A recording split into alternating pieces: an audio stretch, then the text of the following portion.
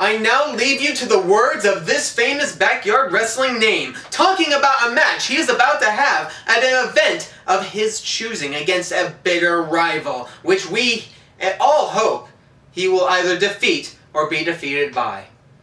Here we go. Question marks mean questions. And a lot of people have questions, and I might have an answer to somebody's. Joey Tornado, I'm talking to you. I watched your video, and I agree with a lot of what you had to say about not WrestleFest 1. I agree, you and Yakuza J was pretty dope. And, I watched Branda's video too. And a lot like that guy, I don't really have any obligations this Saturday, so I was thinking, I have football practice, but we all know about my laser rocket arm, and I'm thinking, maybe this bad boy can take a day off, take a rest. Maybe I could go to Not WrestleFest 2. Maybe I could, maybe I could not. But that brings us to a couple more questions. Is Randy going? And if he is, will I go? Will I skip practice? Will I ride with Joe Randa? Will I show up? I don't know. A lot of people don't know. As a matter of fact, nobody knows. So I guess we'll just have to wait and find out until Saturday. That's when all these questions are going to be answered. And I guess, it might culminate into something awesome, and maybe it won't. But for everybody's sake, I hope it does. All these questions confuse me and make my head hurt. So, maybe I'll see you. Maybe I won't. Joey Tornado. You and I have a lot of history, and a lot of history waiting to be written. You see, you and I have known each other since about 2006. But yet we first met at Not WrestleFest 1, where I had an awesome match, and you had an awesome match. I think it's safe to say you and I definitely shined at that show. And it was from that point on I've wanted to wrestle you. And what better show to wrestle you at than Not WrestleFest 2? It's a possibility. And especially at IWC, where when we wrestle, me and you, it's going to be the main event. Which means it's going to be nighttime, which means you're going to be out of your environment, and I'm going to be in mine. I'm not afraid of graveyards at night. I've got a feeling you might be. I'm not afraid of the demons and the creatures of the night. But I have a feeling you might be. Joey Tornado. Are you wrestling me at WrestleFest 2? Are you awake? Backyard Wrestling Weekly continues to recap all of the events from the previous week's showcases. Do you remember last week and all the exciting events we all got to watch together? Now, here's some more. I know you can't wait. Saniac, it's nice hearing from you again, man. But I wouldn't think you'd get pissed off about such an offhanded remark like that. In fact, Switchblade should be a little more pissed off. But I'll deal with him Sunday. As for you, personally, man, I can't believe you'd get so pissed off you'd go back and change the story of what actually happened. Saying that I came to you out of nowhere, when in reality, you liked CCW so much you made friends with Anthony. Ended up making friends with me. Or about how you hurt both your ankles, so you couldn't wrestle me. But as I recall, Supercard of Destiny happened after that, and you still wrestled Matt Kustas. So you and I, we planned out matches. We've talked about wrestling. And yet, you still never did. We had ample opportunity. Now, We were friends. But now you're showing some obvious sign of disrespect for me, man. You know, you watch CCW, you know what happens. Anthony and I were friends, and we've kicked each other's asses to gain our respects back. Sean Selby and I had a falling out. Last year, I welcome to the real world. Still hit the back spasm. Still got a 3 count.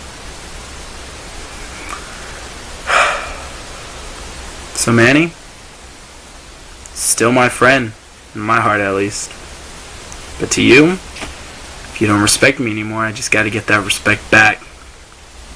Glad seeing thumbs up, man. Glad seeing that bandana. Because you've officially accepted my challenge. It's official. Day 2, CCW, Burn This City. Insaniac versus Zaq Cass. See you then.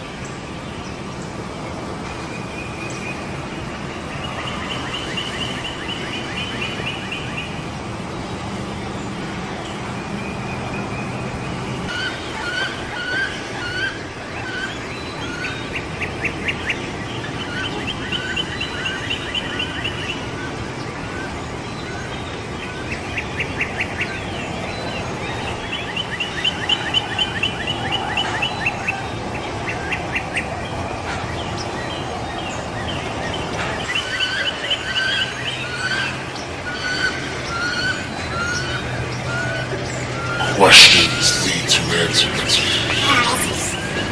But what are answers? What am I? I'm your security blanket. I keep you warm at night. Make your veins feel tight. Though I don't have to rhyme. I don't even need a reason to do what I'm about to do to you.